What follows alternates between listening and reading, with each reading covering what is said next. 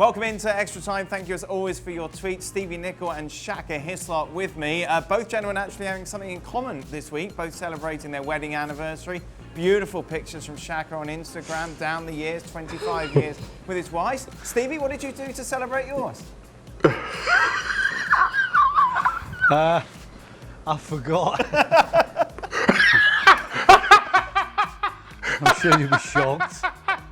I was actually standing in the kitchen just after lunchtime, and my wife was doing a poster with my grandson, and she was talking away and was just standing there, and she went, "Oh, Patrick," who's my grandson, she went, "Guess what day it is today?" And he's like, "What?" She went, It's your granddad and Dee Dee's wedding anniversary." I was like, "Ah, what?" No idea. Have you ever remembered So she it, was Stevie? very subtle. I feel this is an annual thing. Aye. Well, I had no idea it was July the 9th. Actually, I should have done. Wait till this one. What a day. Right, just first off, Stevie, it's June the 9th, just for history's sake, just for next year, not July. See what I mean? Well, there you go. So what chance have I got? What chance have I got? All right, let's get on with it. I thought I'd... all right. No. Right. First tweet. How important is a good assistant manager, Stevie? Huge. Absolutely huge. You need somebody sitting beside you who's basically not going to kiss your backside every time you say something. You know, you need somebody who has knowledge, who thinks along the same lines as you, who's loyal, but who's not afraid to give an opinion. And the key to the partnership, in my opinion, between the head coach and the assistant manager or assistant coach is that they can sit and have a dialogue, and then at the end of it, the head coach has the choice, and then everybody moves on, and you forget it, and that's it. So it's absolutely key. You know, that I've had times when Paul and I were together where I'm thinking of doing stuff, and I would turn to him and say, "Hey, what about we do this?" And he'd go, "No." And then he would explain why, and I'd say, "Fair enough." And he'd say, "Why don't we do this?" And I would go, "You know what, I like that." And then we would do it, and it would make a difference. So it's absolutely huge to have someone sat next to you that you trust, number one, but who's knowledgeable and who's not scared to give an opinion. Sounds like the makings of a good marriage, Stevie. Now we just have to remember the anniversary.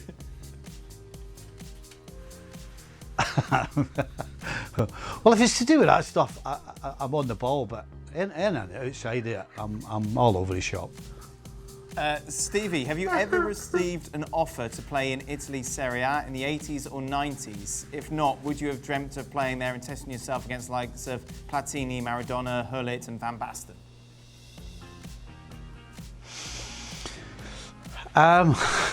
Well, the answer to that is no.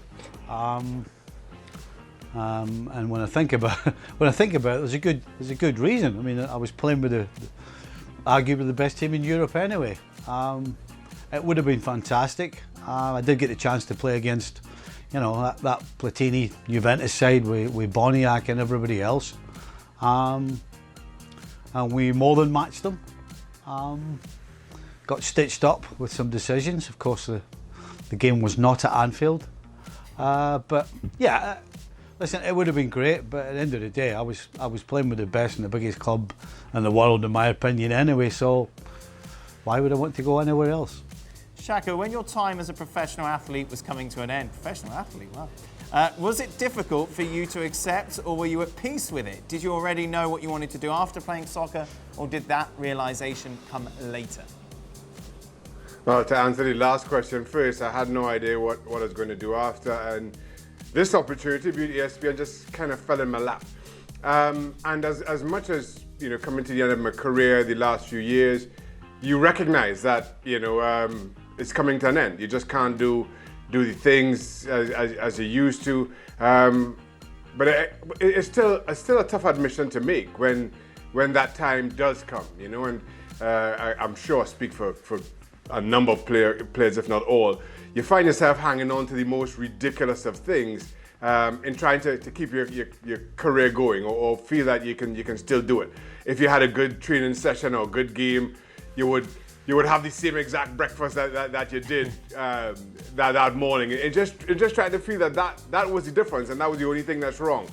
And then eventually you just have to kind of admit to yourself that, listen, now it's time to hang him up. And even though it's a kind of slow burn, slow downhill turn, I certainly found it tough, just kind of having to make that call to FC Dallas as it was at the time and say, I can't do it anymore. Stevie? I was a little more fortunate than Shaq. I only had like a couple of weeks period where I was in that dilemma. I had finished at Sheffield Wednesday, and then for a 2-week period I absolutely was thinking, well, not what am I going to do, because it was always going to be in football. It was what was I going to do until I get a job. Fortunately I could still run around, and so I ended up playing non-league with Doncaster. Still got paid enough money to pay the bills, so I was a little more fortunate, and of course the chance to go to America came along while I was at Doncaster, so I really didn't have too long to ponder. As I said, it was just that couple of weeks where I was thinking, right, how do I pay the bills until I actually get a job in football, whatever it was going to be, whether it was head coach, assistant, carrying the balls, whatever it might have been. But it's not a good place to be in. Fortunately, I didn't have too long in that spot. Shaka, apart from the big three, Messi, Ronaldo, Neymar, are there any current players you'd pay to go and watch? I'd certainly pay to go see Kylian Mbappe, especially if he's playing in that France team, which I think is incredibly talented. Outside of that, I'm not so sure that I'd pay because of one player. And listen, I make no secret to the fact that players like Zidane, I would have paid to see him play for anybody, against anybody, with anybody. I'm not sure that there are many in today's game that I can say the same for in that same vein. During your playing days, Stevie, could you go and hang out in Manchester without being bothered and or recognised? Likewise, Shaka, could you do the same in Sunderland, Southampton? No, absolutely 100% no. Zero, nada, No? That was a no-go area. But didn't you take your son to a game at Old Absolute Trafford no-go. once? Yeah, and I got abused in the car park. I actually went with my wife to Manchester once to meet my agent, and on the way there, walking from the car to the office, I got abused on the way there. No, Manchester was an absolute no-go zone. It was a danger zone. Shaka, what about you? I remember the Newcastle players going to Sunderland once. One of our teammates, Steve Howie, he actually lived in Sunderland, and we used to go, when we did go out, we'd go out to Newcastle all the time, and then he was like, come on, you're coming and let's have a drink or two in my local, which we did, and it went downhill really quickly, and a few of the punters, you could see after they had a couple of drinks, it started to turn. And we kind of quickly realized it's time to leave because it was going downhill quickly. So we all, called our taxis, jumped in those and left as quickly as we could. And we never, ever went back into Sunderland again. Who thought that was a good idea in the first place? Well, it was Steve Howie. He lived in Sunderland. Well, that doesn't... He lived in surely Sunderland, someone so went, well, maybe actually this is the great idea. Alcohol and Sunderland fans with a Newcastle team. Well, this might not be a good mix. Yeah, I know, but Steve had been begging us forever to come, and it's my local, and trust me, they all know me there, and they know I play for Newcastle, and there's never any bother. So he convinced everybody, and it went down early enough in the day. It just had to be like, 3 o'clock in the afternoon or wherever it was, that we thought, okay, you could go and have one or two, and not be bothered, and have a bite to eat and not be bothered. And that was not the case at all. Yeah. No, classic. Yeah, well, that's what, one or two and a bite to eat. Don't forget that, Steve. I threw that in there as well. A bite to eat? No time for that. Eating's cheating. Right, seeing that today marks a decade, Shaka, since Africa hosted its first World Cup ever. You were there. What was the most memorable game? What stood out for you during the tournament? The most memorable game was South Africa's opening game. Was it against Mexico City? It was that memorable, against Shaq. Mexico City. Against Well Mexico. Huh? What was Hardly the- memorable if you don't remember who they were playing.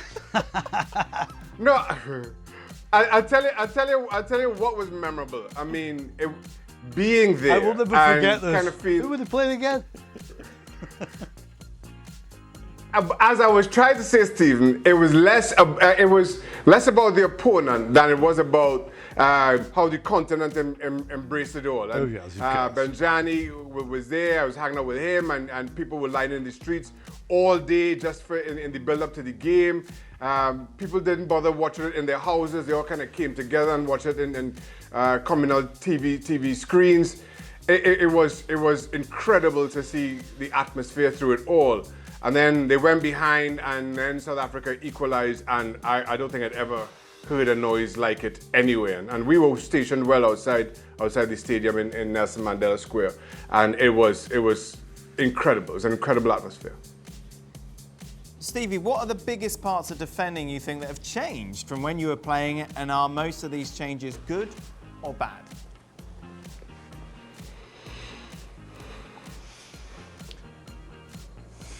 The biggest part is, I mean, depends.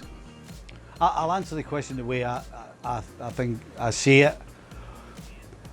Almost nobody these days closes the ball down properly. And by that, I mean, you get touch tight, where you can, well, as it says, touch tight, and then you're trying to take over control of the situation, which means you're trying to take him either inside where you're strong, or you try to take him wide where you think he can't beat you one-on-one. I mean, basic things. These things very rarely happen now. Very rarely happen. And I'm going to go back to Liverpool before you mentioned me doing it, Dan, and talk about Andy Robertson. He's perfect. If you watch Andy Robertson, when he defends, he gets tight. He's an old-fashioned defender that's jumped into the way the game's played now, and certainly the way Liverpool play, where he can defend properly, but he can go forward and attack properly as well. So, I mean, those two things are huge. You stop the cross, that's what the coaches will tell you. If you stop the cross, then they can't score. Why do you have the clock that doesn't work, Stevie? Is it sentimental? It is sentimental, yes. It's actually my wife's, so yeah, that's why we keep it. I think she got it from I think her dad got it. You can fix it, maybe. So watch what you're saying. No, I'm just saying. I every time we Sorry? do it, it says it's 3:25. Always. I think you could fix it. It'd be a nice anniversary present. Yeah, I'll tell you what, July. I'll get it fixed and I'll put an alarm on it so it goes off. I'll get it to go off once a year. Yes. I don't 1 think minute past 12 on the 9th of June every year. How about that? don't think that clock could cope with that. There you go. Shaka, how do you believe that you would fare playing as a sweeper keeper? I think I'd be all right. Oh, wow. If I played it all the way through. I used to come out and play on the park when I was playing in college. So I wasn't too bad with my feet in my earlier days. But then I got to England and you don't, you know. You don't do it in practice. Keepers aren't expected to do it in games. Defenders don't even want a 10-yard pass. So you lose it. But I think if I'd been able to play it my entire career, yeah, I fancy myself. Shaka. Yeah. Stevie Grizzovich used to play outfield as well in training with us, not in college, with the pros. And you wouldn't let him anywhere near it. I'm very different And from if anybody Stevie watching this Grizzovich. doesn't know, Steve. look up Stevie Grizzovich and see the size of him. He's a big Bruce boy. Grobbelaar must have Oh, he fancied was himself big. as well, though, Stevie, surely. Oh, Bruce. Oh, 100%. Bruce used to think he should play outfield as well. But he proved every time he tried it during the game it didn't work. So we didn't have to say anything. He proved it for himself. That is it, gentlemen. Thank you very much. We'll be back tomorrow for more Extra Time. Until then, goodbye.